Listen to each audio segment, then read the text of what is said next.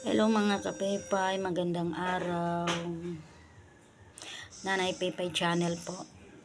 Gagawa na naman ako ng garlic pickle. Kasi yung aking ginawa ay paubos na po, konti na. Kaya eto, nakaready na po ang aking gagawing garlic pickle. Ito ang aking kinakain tuwing umaga at hapon. Pagkatapos ng almusal ko tsaka hapunan ko, kakain na ako ito. Isang butil lang sa isang kainan, bali sa buong araw ay 2 butil ang aking kinakain. Kukunti na po kasi ayan,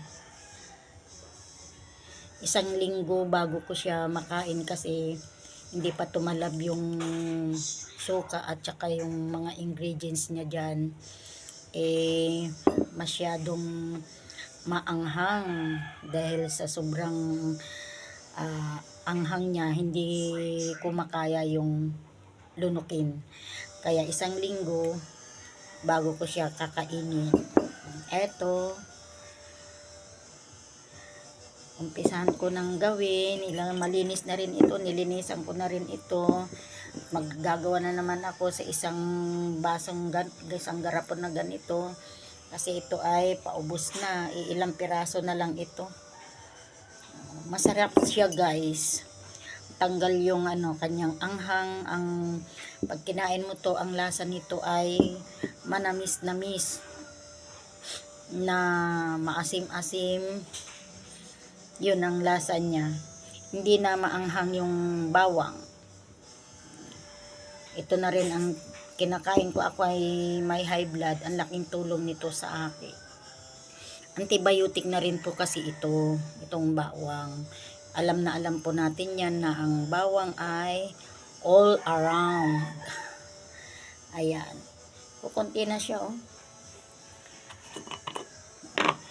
nakalimutan ko pa pala kumain, tapos na akong ayan po, 1 butil.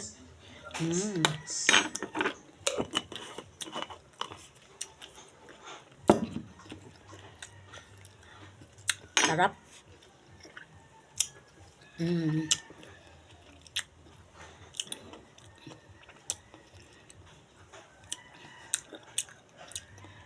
Nalalasahan ko yung asim at saka medyo maanghang-anghang dahil yung aking ginamit na suka dito ay Mamasitas. Ayan. Yan lang po ang aking ginagamit sa aking ibinabad na bawang. Ito kasi ay manamis-namis na rin ito na suka. Mamasitas. Sukat sili, sweet chili vinegar. Ayan, shout out dyan sa Mamasitas.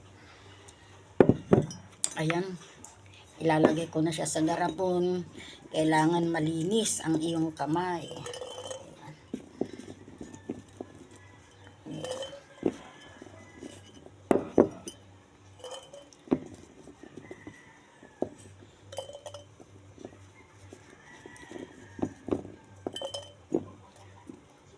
Laking tulong nito sa akin. Ayan.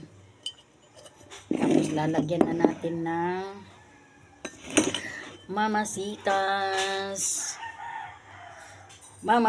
sweet chili vinegar.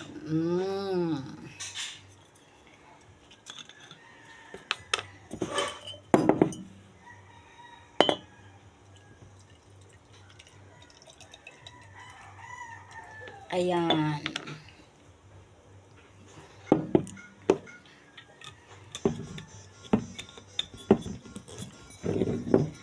Ibabad natin to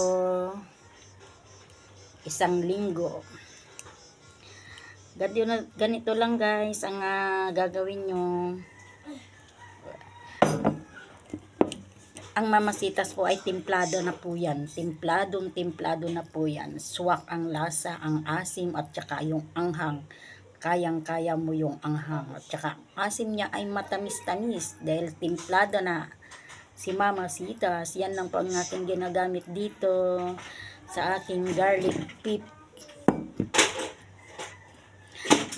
Maraming salamat po sa panonood ninyo.